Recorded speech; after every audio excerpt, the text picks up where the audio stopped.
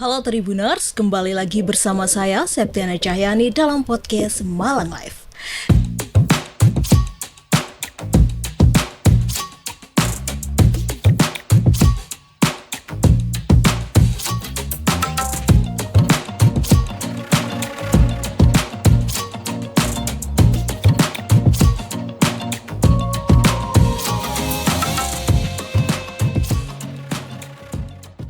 Kali ini kita akan membahas tentang transformasi digital Telkomsel dalam meningkatkan kepuasan pelanggan melalui teknologi AI.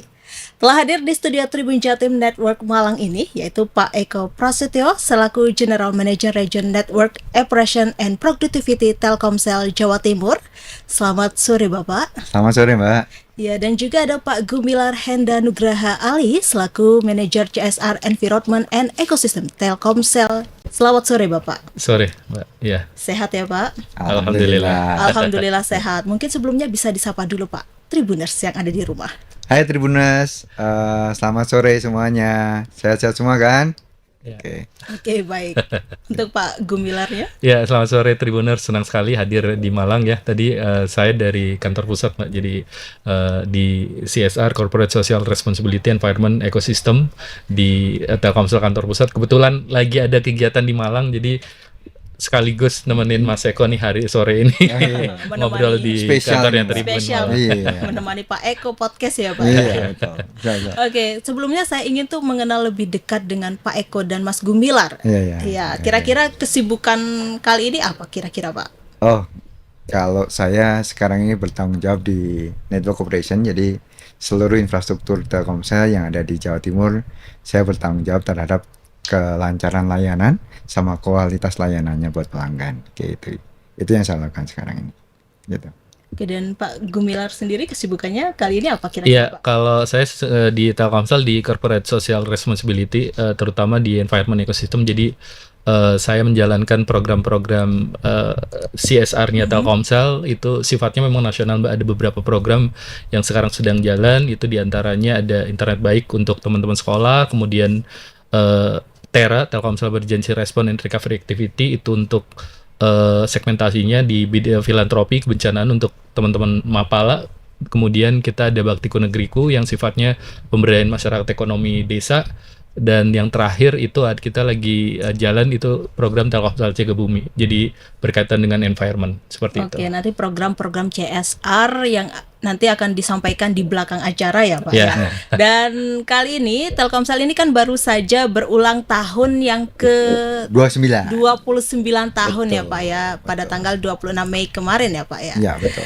Dan Telkomsel ini sudah mengudara memberikan pelayanan servis terbaik kepada masyarakat di tanah air ya Pak. Dan kira-kira gebrakan terbaru dari Telkomsel memasuki usia ke-29 tahun itu apa kira-kira Pak?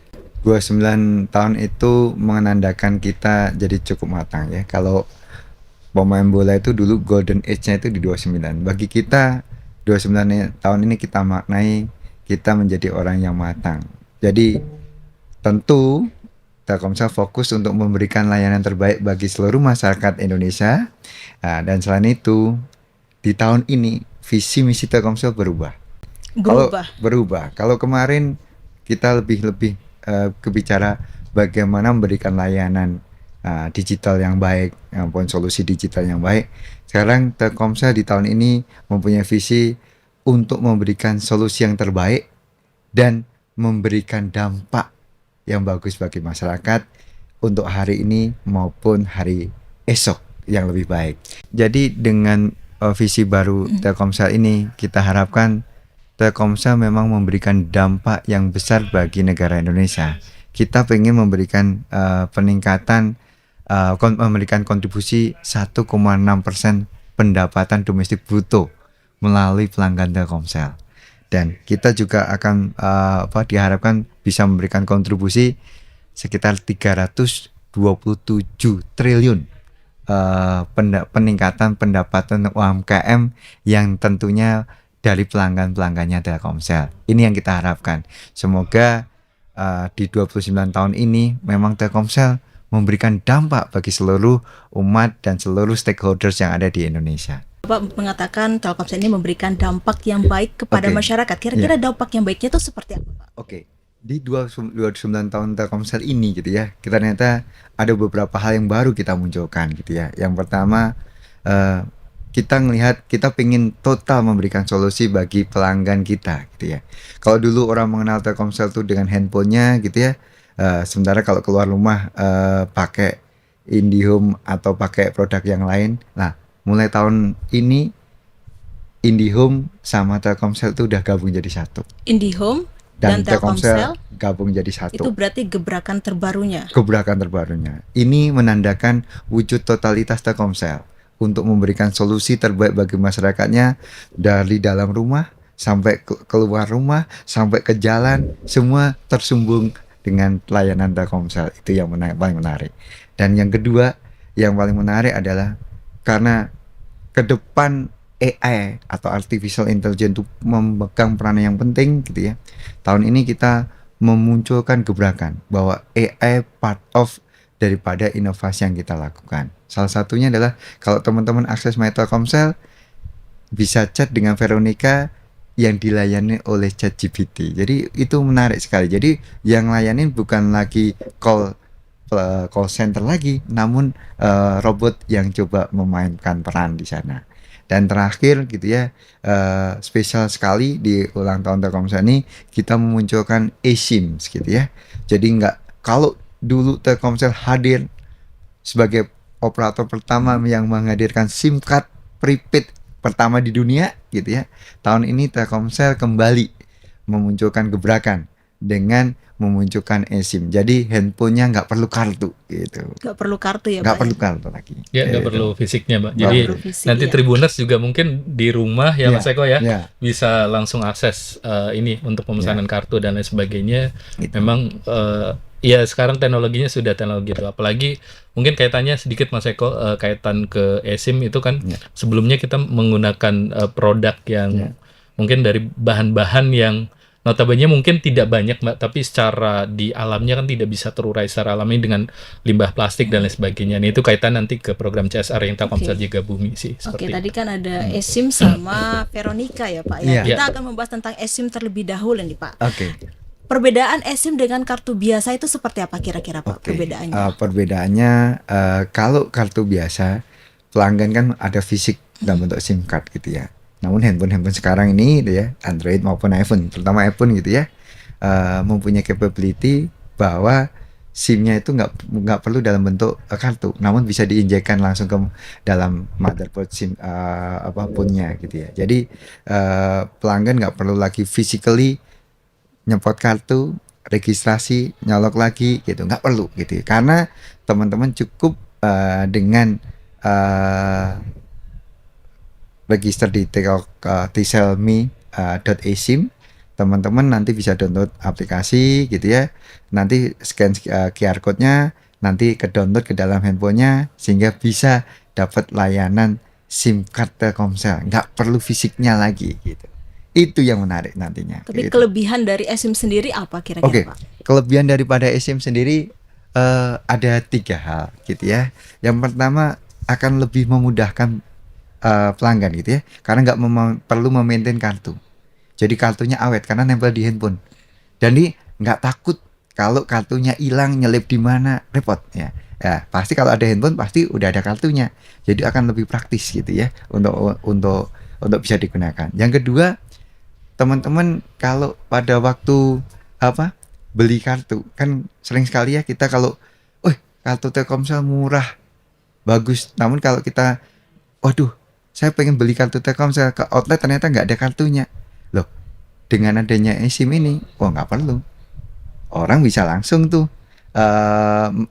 dapat kartu Telkomsel, nggak perlu langsung ke outlet, di rumah aja tinggal download, ditanam, registrasi nomor KTP sama nomor KK-nya, udah deh, udah aktif gitu. Jadi simple dan mudah gitu ya. Jadi itu yang menjadi nilai jual ke depannya. Dan tentu tingkat security ke depan, transaksi ada di handphone kita gitu. Kita bangun tidur dari handphone, semua transaksi ada di handphone. Dengan ada eSIM ini, tingkat security-nya akan lebih bagus gitu ya.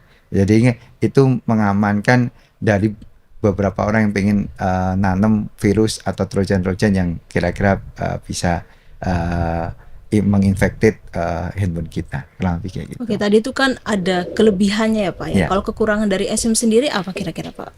Kalau kekurangan sejauh ini memang ini kita belum masifkan gitu ya. Kita masih nunggu. Cuman dalam waktu dekat ini akan kita populerkan gitu ya, sehingga ini jadi mudah bisa dilayanin untuk semua pihak kayak gitu. Oke, berarti eSIM ini udah launching atau Udah launching. sudah launching Udah ya Pak launching. ya? Ya, kemarin yang paling menarik dari eSIM ini beberapa jamaah haji. Jamaah haji. Iya, Berarti- banyak pakai eSIM juga. Berarti Kayak jamaah haji ini memerlukan eSIM ini ya Pak ya? Iya, gitu. Mungkin itu. Oke. Oke, dan kalau misalkan eSIM ini kan masih tergolong baru ya Pak ya Ya. bagi masyarakat Ya. luas gitu. Nah, cara mengaktifkan eSIM kalau melalui HP Android sama iPhone itu apakah sama? Sama Sama. aja. Jadi untuk Android maupun iPhone nanti teman-teman bisa download gitu, akses.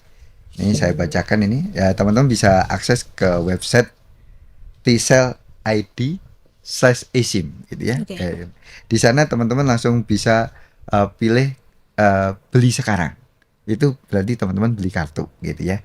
Terus kemudian teman-teman bisa beli eSIM prabayar. Itu pilih aja itu eSIM prabayar. Kemudian dari situ teman-teman bisa milih sebenarnya nomor yang diinginkan. Ini kelebihannya, Mbak. Jadi nomornya itu bisa dipilih sendiri, Mbak. Kalau kita ke kantor kan tergantungnya di kantor. Iya. Kalau ini kita cek nomornya ini, nomor saya pengen nomor ini seperti apa. Jadi ini bisa memilih nomor ini yang kelebihannya. Dan kemudian silahkan klik untuk beli transaksi, pilihkan metode pembayarannya. Selanjutnya masukkan emailnya juga, nanti akan dikirimkan dalam QR code. Nah, QR code ini untuk aktivasi eSIM-nya sendiri. Jadi nanti ada satu kode yang kita kirimkan ke emailnya untuk mengaktifasi eSIM-nya. Lalu masukkan KTP, KK sesuai prosedur pemerintah. Nanti registrasi normal untuk bisa aktivasi SIM-nya. Kurang lebih kayak gitu. Oke. Oke, tadi kita sudah membahas tentang eSIM itu ya Pak, Ya. dan kita akan membahas tentang Veronica, Ya. teknologi AI. Itu seperti apa Pak? Kira-kira kalau misalkan Tribuners ingin bertemu Veronica, caranya seperti apa? Oke, saya yakin nih Tribuners ini zaman sekarang kalau ujian pasti nyari contekannya pakai ChatGPT. Kan, gitu. Saya yakin itu Tribuners ya. Apalagi Kota Malang, kota pelajar itu pasti orang sangat familiar gitu ya. Nah, dengan adanya OpenAI di dalam Veronica itu kan memudahkan pola interaksi kita dengan pelanggan. Jadi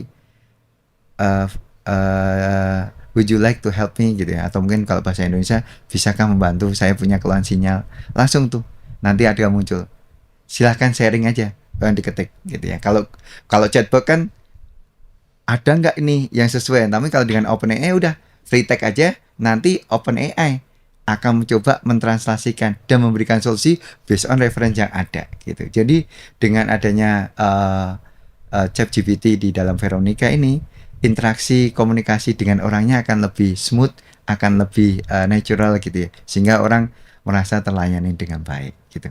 Itu sih. Gitu. Seperti itu ya Pak Iya. ya. Dan bagaimana kalau misalkan untuk menggandeng Gen Z? Sekarang ini kan eranya era Gen Z ya Pak ya. Nah, bagaimana caranya strategi Telkomsel ini dalam menggait Gen Z terkini? Iya, ini pasti kalau dengerin kata Telkomsel orang akan berpikir mahal gitu ya. Sekarang Kartunya menengah ke atas gitu Pak. kartunya orang menengah ke atas tuh. Sebenarnya itu dulu gitu ya. Sebenarnya Telkomsel sekarang itu menawarkan solusi bagi Gen Z gitu ya. Para Gen Z harus tahu nih gitu ya, bahwa Telkomsel sekarang itu udah mempunyai produk baru namanya kartu Bayu. Bayu itu. Bayu yang warnanya biru laut gitu Iya, awan gitu ya. Iya. Itu produknya Telkomsel. Jadi selama di situ ada sinyal Telkomsel, di situ ya bisa dipakai Bayunya gitu. Dan kelebihan dari Bayu itu adalah kita bisa milih nomor yang kita suka. Nah, kelebihan dari Bayu adalah kalau tadi Telkomsel dipersepsikan mahal, coba beli Bayu. Bayu itu sangat murah sekali gitu ya. Ya, 7 GB untuk perdana gitu ya, itu nilainya 20.000. dan hanya 15.000 untuk recharge per bulannya. Itu 24 giga. Ya. Which is itu paling murah sekarang gitu ya. Jadi anak-anak muda sekarang pakai Bayu. Karena kenapa pakai Bayu? Karena Bayu itu always on, nggak ada matinya, Mbak. Jadi kalau kita pakai kartu biasanya sering lupa ngisi voucher gitu ya bulan, nomornya nggak aktif gitu. Kalau Bayu selama handphonenya nyala itu akan aktif selamanya. Aktif selamanya Iya, Pak ya. luar biasa. Jadi itulah kelebihan Bayu dibandingkan yang lain gitu ya. Dan semua kalau teman-teman install aplikasi Bayu, teman-teman nggak perlu ke outlet. Langsung kartu Bayu bisa dikirimkan ke rumahnya atau ke outlet terdekatnya. Itu hebatnya di situ. Jadi Terus untuk pembelian Bayunya tuh lewat mana Pak kira-kira? Kartu Bayu. Bayu bisa dibeli melalui 2 channel ya. Yang pertama lewat aplikasi Bayu, teman-teman bisa download aplikasi dan tentuin alamatnya nanti dikirim, atau teman-teman bisa beli kartu Bayu di outlet terdekat. Nah, tapi kalau teman-teman pengen nomornya suka sesuai preferensinya, download aplikasi Bayu, bisa milih nomor yang disukai langsung gitu. Itu yang paling enak. Dan bukan hanya itu Mbak gitu. Kenapa? Bayu itu berkomitmen untuk anak muda gitu ya. Karena Bayu ini membuat event untuk anak muda banyak gitu. Karena konsepnya Bayu itu semuanya dan semaunya ya, semuanya. Iya. Jadi benar-benar anak muda banget gitu ya, pasti akan suka Bayu gitu. Karena di Bayu ini kita juga nggak hanya mengeduket untuk beli dananya, kita juga mendevelop ekosistem untuk anak muda. Kita bikin Piala Bayu. Piala Bayu. Piala Bayu itu untuk turnamen futsal. Turnamen futsal itu ya Pak ya? Ya, turnamen futsal, ada basket, teman olahraga untuk kelas SMP SMA. Kemarin kita udah membuat Piala Bayu itu hadir di 19 lokasi di Indonesia, yang melibatkan 912 sekolah dan 882 kabupaten seluruh Indonesia. Yang kita lakukan di bulan Februari sampai November ini ada sekian. Untuk Jawa Timur, tunggu teman-teman. Nanti akan ada Piala Bayu bulan Agustus sampai September. Berarti pialanya itu bergilir ya Pak ya? Atau tiap tahun kita bikin, tiap tahun gitu, dan dilakukan antar sekolah. Ditandingkan antar sekolah. Ditandingkan ya Pak. Iya. Jadi kalau dulu zaman saya itu ada porseni, nah Telkomsel bikin porseni namanya Piala Bayu. Kira gitu ya. Gitu ya. Kalau kalau gen-gen yang lama agama saya itu mengenai porseni lah. Sekarang ada piala olahraga namanya Piala Bayu itu gitu ya. Dan teman-teman bisa daftarkan, apalagi ini Jawa Timur ya Mbak ya. Iya. Jawa Timur kan terkenal hobi bolanya paling banyak. Wah, banyak pemain-pemain bola hebat dari Jawa Timur. So, teman-teman silahkan daftarkan pemain baik kelas SMP maupun SMA. Dan bukan hanya itu Mbak, yang ditandingkan bukan hanya pemainnya, supporternya juga ditandingkan. Supporternya ditandingkan dalam hal apa kira-kira Pak? Dalam kehebatan dia mendukung timnya, dalam kreativitas dia bikin acara itu meriah, dalam jersinya itu ditandingkan semua. Jadi yang dikompetisikan bukan hanya pemainnya, supporternya pun dikompetisikan. Pasti menarik sekali itu. Wow, menarik sekali ya Pak ya program dari Futsal Bayu itu sendiri ya Pak. Iya, betul. Ya, jadi gak hanya pemainnya yang dinilai ya Pak, mereka supporternya juga dinilai. Supporternya juga dinilai. Waktu saya pernah ikutin Piala Bayu itu heboh tuh. Karena apa? Satu SMA ada bikin koreo seperti ini, ada bikin banner seperti ini. Wah, jadi menarik sekali gitu ya. Jadi pasti sangat menarik bagi penonton untuk juga nonton di Piala Bayu ini, karena kita bukan hanya nonton pertandingannya, namun juga nonton keasikan yang nonton juga gitu nanti. Jadi Piala Bayu ini bukan hanya untuk pemain, penonton, supporternya, namun buat khalayak umum yang hadir pasti menarik. Berarti untuk semua kalangan yang ada. Nah, untuk Piala Bayu regional Jawa Timur tuh akan diselenggarakan kapan Pak? Bulan Agustus sama September ini Pak. Bulan Agustus sampai September, sebulan ya Pak ya berarti ya Pak? Iya, sebulan. Catat tanggalnya nih ya. Jadi tahun lalu kita lakukan di Bojonegoro. Sekarang? Tahun ini teman-teman lagi mendesain. Semoga ini akan ada di Malang gitu ya. Di Malang ya. Ini pusatnya pelajar-pelajar semua ke Bayu ini ada di Malang gitu. Pasti akan heboh nantinya kayak gitu. Menarik dari program Bayu ini ya Pak ya. Betul. Dan sekarang kalau misalkan untuk saat ini Kalau misalkan kita berbicara program tanggung jawab sosial Telkomsel ya Pak ya, Ya. kira-kira seperti apa Pak program tanggung jawab sosial Telkomsel bagi masyarakat sendiri? Mungkin saya buka dulu kan ya. Telkomsel tuh benar-benar komitmen lah untuk negara, dan kita juga berpikir tentang sustainability ekonomi gitu ya. Jadi bagi kita isu sustainability itu penting. Ini bukan hanya masalah kita Indonesia, namun juga menyangkut dengan dunia ya. Kalau di luaran udah berkembang isu carbon capture segala macam gitu ya, yang kemarin ramai juga waktu debat kampanye gitu kan. Nah, kita juga melihat itu suatu hal yang esensial. Kita melihat itu penting banget gitu ya. Jadi CSR kita lakukan bagaimana bisa membuat sustainability economics ya, itu melalui engagement dengan environment, dengan sosial, juga dengan governance gitu ya. Jadi itu yang kita juga perbaiki gitu ya. Dengan contoh yang kita kemarin lakukan adalah kita menanam 15.000 pohon. 15.000 pohon itu di mana? Itu tersebar di 8 lokasi. 8 lokasi Iya, di seluruh Indonesia. di seluruh Indonesia. Iya, kita menyebarkan pohon mangrove ya, Ya, tersebar. Telkomsel Jaga Bumi. Itu part of dari Telkomsel Jaga Bumi agar mereduksi karbon exposure Indonesia kayak gitu. Nah, Jadi pesertanya itu menggait pihak-pihak mana aja Pak? Bekerja kita sama kerjasama dengan masyarakat, kita juga bekerja sama dengan aktivis lingkungan, dan kita mungkin nanti Ya. Mas Gumilang bisa cerita lebih detail. Nah, kalau kami di network, kita juga selalu peduli sama warga melalui program santunan. Kita santunan setiap hari raya keagamaan, kita berikan santunan untuk panti asuhan ya. Untuk kita juga berikan untuk sekolah-sekolah, banyak yang kita berikan gitu ya. Jadi termasuk warga sekitar BTS kita juga berikan santunan gitu ya. Jadi banyak program yang kita lakukan di sana. Oke, Kayak kalau program tanggung jawab sosial ini dilakukan berapa kali? ini tiap tahun Tiap dilakukan, tahun. ya. Dan mungkin Mas Gumilang mau nambahkan? Ya, saya nambahin yang tadi dijelasin oleh Mas Eko. Mas Eko tadi udah Ya. nge-bridging masalah sustainability komitmen dari Telkomsel untuk kemudian fokus pada sustainability lah. Karena ini menjadi isu yang sangat penting sebetulnya, bukan hanya Telkomsel ya Mas Eko, tapi secara keseluruhan semua harus, bukan hanya di Indonesia tadi Mas Eko sudah menjelaskan, tapi juga seluruh dunia. Nah, ini kaitan ke ESG, kita punya program di ESG itu, yang pertama di environment, tadi Mas Eko sudah menjelaskan ada total tahun ini kita sudah ada penanaman 15.000 pohon. Nah, 15.000 pohon itu masuk ke dalam program Telkomsel Jaga Bumi. Jadi, Telkomsel Jaga Bumi merupakan satu inisiatif program yang diluncurkan oleh Telkomsel untuk kemudian bisa memberikan dampak terhadap lingkungan khususnya. Jadi, program-program yang berkaitan dengan lingkungan itu masuk ke Telkomsel Jaga Bumi. Termasuk salah satunya tadi masuk ke dalam program carbon offset, Mbak.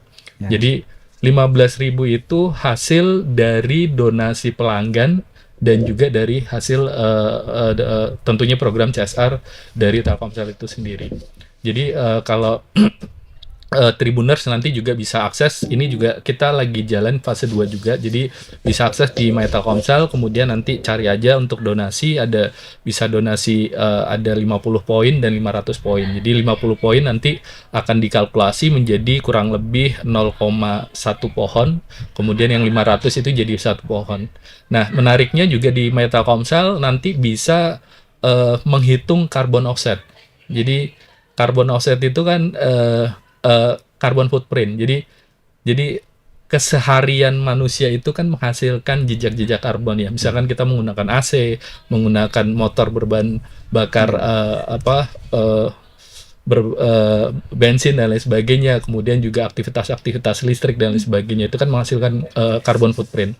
Nah, dari situ nanti Tribuners bisa akses di Telkomsel di My Telkomsel juga ada, kemudian nanti bisa langsung Telkomsel Jaga Bumi jejakin, itu bisa nanti akses di situ, kemudian bisa masukkan berapa sih sebetulnya sehari menggunakan, berapa jam menggunakan handphone, kemudian berapa kilo menggunakan kendaraan bermotor dan lain sebagainya, termasuk AC dan lain sebagainya. Nah, di situ kemudian muncul hasil dari carbon footprint kita. Nah, disitulah sebetulnya nanti akan kita hitung menjadi kira-kira harus nutupin berapa sih kalau kita utang utang karbon Karbon. sekian, kemudian oke setara dengan 1 pohon atau 2 pohon. Nah di situ kemudian program Telkomsel Jaga Bumi untuk khususnya carbon offset itu hadir sebetulnya untuk bisa mewadahi pelanggan kita untuk melakukan offsetting karbon seperti itu. Nah, 15.000 ini tahap pertama tentunya masih akan berlanjut.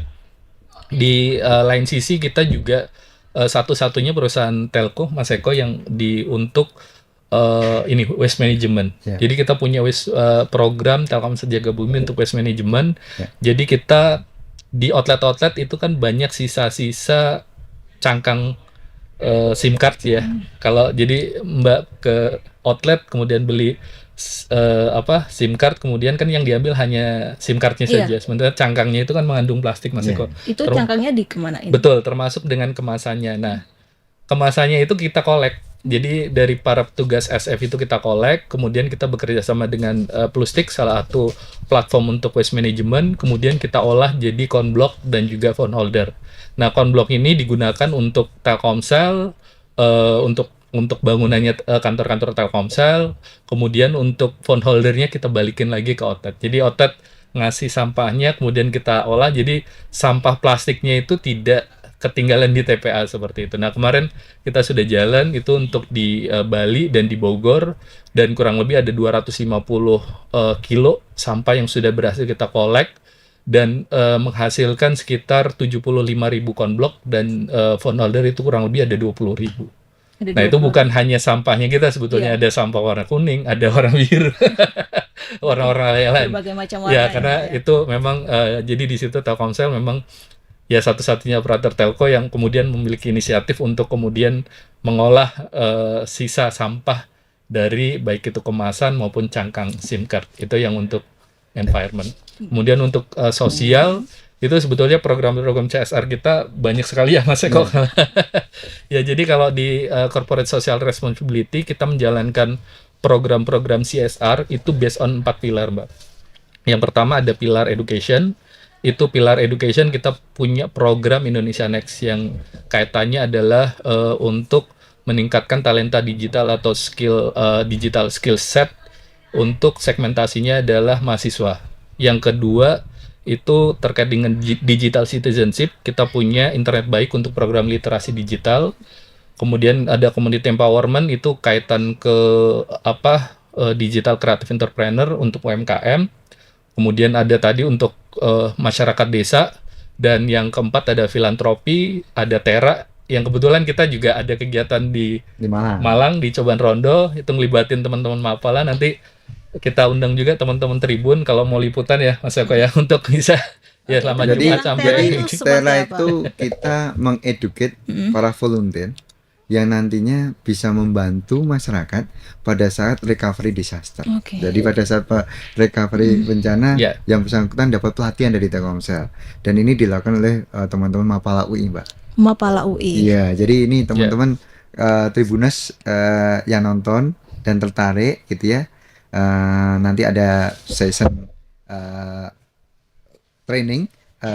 Oh, ada trainingnya juga. Ada berarti trainingnya, ya? dikasih Itu training dilakukan berapa lama kalau trainingnya? selama Mas? 2 hari. 2 hari. Iya. Ya, hari Sabtu sama Minggu Sabtu, besok Minggu, ya. akan ada situ. Silakan Tribuners atau mungkin teman-teman tim Tribun sendiri pengen ikut, nah, itu cocok sekali. Oke. Iya. Nah, kalau dan saya misalkan- menambahkan iya. juga ya terkait dengan CSR itu, teman-teman kita juga membuka kepedulian bagi kemajuan pendidikan melalui program kerja praktek. Kerja Jadi praktek. pasti banyak nih tribuner nih yang dapat Ya. tugas dari sekolahnya kan untuk kerja praktek. Feel free untuk bisa submit pengen kerja praktek di Telkomsel gitu ya. Itu untuk siswa atau mahasiswa Pak yang kerja praktek itu?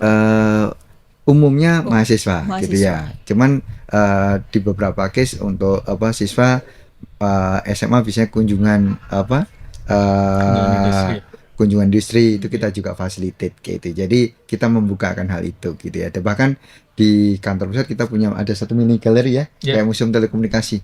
Teman-teman bisa explore tentang sejarah perkembangan telekomunikasi dari zaman dulu sampai sekarang. Itu ada nanti di kantor pusat kita di Telkomsel pusat di Iya. kantor Telkom terutama. Oke, Gitu dan ya. berarti banyak sekali Iya. program tanggung jawab sosial dari Telkomsel Dan ini ya satu Pak lagi ya? Mbak Iya, yang masih belum, ada lagi ya Pak ya? itu adalah Telkomsel juga aktif di dalam program Indonesia Mengajar. Indonesia Mengajar Ya, itu. jadi teman-teman yang punya tugas akhir dan pengen ikut program Indonesia Mengajar, tolong pilih tuh program-program kampus merdekanya dari Telkomsel. Telkomsel. Nanti kami coba akan coach gitu ya, banyak yang menarik dan kemarin menarik adalah di Jawa Timur ini teman-teman Jatim kemarin bikin video konten hasil didikannya teman-teman di Telkomsel Jawa Timur itu jadi juara 1 nasional. Juara 1 nasional Iya, itu jadi, ya Pak ya? jadi kesempatan untuk mengekspos, mengembangkan dan penting banget buat Tribuners yang kuliah ya, karena saya dulu pernah kuliah gitu ya. Kalau bisa tahu industri sejak awal, membuat kita akan tahu masa depan dan kita pengen tahu tujuan hidup kita dengan lebih jelas tentunya ya, kayak gitu. Oke, Oke. tadi juga tanggung jawab sosialnya itu juga ada menyasar pelaku UMKM ya Pak ya? Iya, Dan ada. bagaimana Telkomsel ini dalam menyasar pelaku UMKM untuk meningkatkan roda perekonomian? Ya, sebenarnya kita ada platform namanya Digital Creative Entrepreneurs gitu ya. Jadi di sana kita menampung UMKM, membuat satu portal gitu ya, yang menampung semua UMKM. Di sana kita bukan hanya nyediain portal, namun kita juga mengedukasi. Ya, kita juga memberikan pelatihan, terus kita juga melakukan mentoring gitu ya, untuk bisa menjual usahanya dengan baik gitu ya. Dan itu yang kita lakukan kemarin, kita udah melakukan pitching gitu ya terhadap 32 pelaku industri gitu ya, dan ternyata bisa dapat binaan 12 binaan itu kita akan coba bina, kembangkan agar usahanya bisa dapat scale up Mbak nantinya. Jadi kita bukan hanya sekedar nyediain portal, namun kita juga membimbing agar UMKM binaan itu memang bisa berkembang secara bisnisnya. kurang Bisnisnya lebih itu ya Pak ya. Dan Oke. sekarang sudah ada berapa jumlah binaan dari Telkom sendiri UMKM-nya? Ya, mungkin saya menambahkan Mbak. Jadi tadi in total DCI itu sekarang memasuki tahun 300. ke-3 ya sebetulnya. Jadi tahun ini tahun ke-3 itu kurang lebih ada lebih dari 2.500 UMKM yang sebetulnya sudah onboarding dan sudah memang bergabung di program Digital Creative Entrepreneur, dan kemudian yang tadi memang untuk tahapan fasenya itu kan ada mungkin dari registrasi, kemudian onboarding, kemudian mentoring sampai dengan awarding seperti itu. Dan in total di tahun penyelenggaraan ketiga ini Digital Creative Entrepreneur sudah kurang lebih dari 2.500 UMKM yang sudah kita bisa bina seperti itu ya Pak. onboarding di Dan kalau program misalkan ini. program UMKM ingin bergabung itu kira-kira seperti apa Pak? Atau enggak pihak Telkomsel yang mendatangi pelaku UMKM atau Ya, UMKM-nya jadi sendiri? programnya sudah sekarang Sudah. sudah terdigital semua ya Ya. Mas Eko ya. Jadi bisa akses di 99. websitenya DCI, termasuk kita juga punya produk 99% usahaku. usahaku juga. Ya, teman-teman bisa download aplikasinya tuh 99% usahaku gitu ya. Jadi aplikasinya. sekarang eranya kan kita harus aktif ya Iya, untuk digital. mencari berbagai informasi. Itu informasinya sudah di websitenya DCI, itu sudah ada semua. Jadi untuk registrasi, kemudian untuk tahapan lain-lain dan lain sebagainya itu sudah sangat jelas di situ seperti itu. Nanti ada kota-kota roadshow termasuk Malang itu terakhir Surabaya atau Malang, saya mungkin agak sedikit lupa. Tapi itu kita ada ada roadshow-nya kegiatan juga. roadshow-nya juga. Roadshow bagian dari sosialisasi aja sih. Tapi sebetulnya secara keseluruhan semua UMKM yang ada di Indonesia itu bisa bergabung di dalam program DCI itu Mbak sendiri. Oke, kira-kira ada kriteria khusus dari UMKM itu sendiri gak sih Pak untuk Enggak bisa bergabung Kriteria nggak ada, di cuma Telkomsel? kita ada track, istilahnya track ya kalau kita ngomongin Mas Eko. Jadi ada track fashion, kemudian ada track food and beverage. Jadi lebih ke kategorisasi untuk berbagai latar belakang UMKM itu sih. Jadi kalau kita tracknya usahanya baju kan nggak mungkin masuk ke food and beverage ya, seperti itu, ada kria, ada lain-lain. Jadi nanti masing-masing usaha itu akan di mapping sesuai dengan tracknya, kemudian nanti dari masing-masing tracknya ini akan, karena pasti dari sisi mentoring dan ininya akan berbeda ya, maksudnya pasti di sisi untuk makanan, kemudian untuk industri fashion kan pasti akan berbeda, termasuk dengan kria dan lain sebagainya seperti itu. Oke, baik. Terima kasih Pak Eko dan Pak Gumilar atas waktu dan kesempatannya telah hadir di studio Tribun Jatim Network Malang ini. Terima kasih Mbak. Baik, terima Gitu kasih. sih. Terima kasih Tribuners. Tribuners, kayak gitu ya. Jadi intinya dari diskusi tadi bahwa Telkomsel itu bukan hanya kartu as, simpati gitu ya. atau halo gitu ya. Namun ternyata ada Bayu. Nah, dan teman-teman harus tahu juga loh Mbak, ternyata Telkomsel itu juga sekarang paling murah Mbak. Dengan adanya program X-Lite itu programnya paling murah. Jadi kalau mau beli simpati, sekarang simpatinya Telkomsel juga paling murah. Jadi teman-teman buru karena sinyal Telkomsel tuh menjangkau seluruh nasional. Dan buat Tribuners yang sering pengen bikin startup, pengen ngoprek IoT gitu ya, pengen cari kartu yang murah dan nggak ada masa aktifnya, Bayu itu contohnya, yang paling contoh. Dan ternyata Telkomsel bukan hanya kartu penyedia jasa solusi gitu ya. Ternyata Telkomsel tuh ada Indonesian Next Dev, program tadi Indonesia Next gitu ya. Banyak program yang kita pengen membesarkan ekosistem digital di Indonesia. Jadi teman-teman, mari kita saling bertaut untuk kemajuan Indonesia dan kemajuan digital, dan tentu dengan Telkomsel sebagai pilihannya ya. Itu. Baik.